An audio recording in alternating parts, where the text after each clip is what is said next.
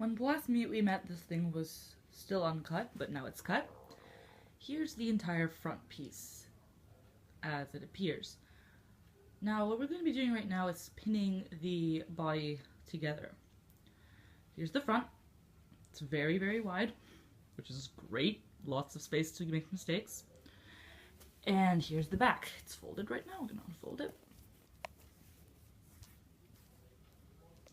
And we're going to lay it right on top of the front, matching up the seams. Now, my cloth does not have a right or a wrong side, but if yours does, I suggest you pick whichever side you like more and put that on the inside. It's going to, so this is the dress as it will appear inside out. So you want to match up all of the side seams and the top seams. And then you're just going to pin together everywhere you're going to sew. So that is the top seam, but not the collar piece, not the collar piece. Only the top place where that goes over your arms. And down the side seams. You're going to pin that.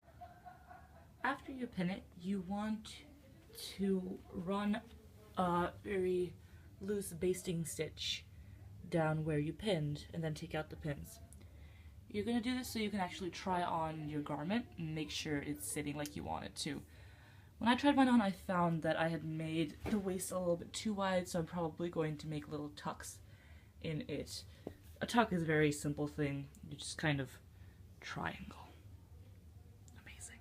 Or kind of a big triangle shape. I will probably do that later. You don't really have to do that if you don't want to. This can hang like a sack on you if you need it to, because it's going to be under something anyway. But yeah, always run a basting stitch under over your place where it's pinned, then take out the pins. And then you're going to sew down all of these on your sewing machine. Woo! The thing is now sewn together. As you see, I'm kind of using orange thread here because this is the inside of it and no one's really going to see it, especially, and also because it's an inside piece. But basically what you want to do is you want to run a line of straight stitch and a line of zigzag. Now I realize this is really blurry and I'm sorry. But the zigzag is there so your cloth does not fray away from you, as you see it happening over here. I have not yet secured that because I need to come up with a kind of better way to do that. But yeah, so you just want to get the sides and the top. Now that's a tuck that isn't particularly necessary in this situation. I just felt like trying it out. So if you don't feel like sewing this curvy thing, you could just make the line more or less straight there and not cut off any extra material.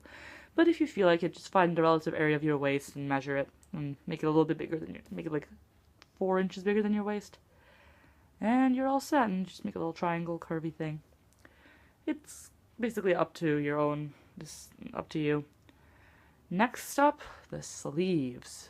Alrighty, since we never unpinned the sleeves, we don't really have to do any pinning here. Just run a line of basting stitch down the bottom and the top. Now this is where your arm's going to come out, and this is where your arm's going to come in. And this curve is where it connects to the shirt. So don't sew here, and don't sew here, but do sew the top and the bottom so you can make a whole sleeve. And then you're just going to run it through your sewing machine like with the other piece.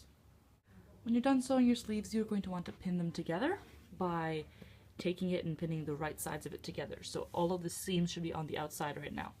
And you should create seams like this, so you can stick your hand through it and none of the pins will be on the inside. So when you turn it inside out, the seam will be nice and neat.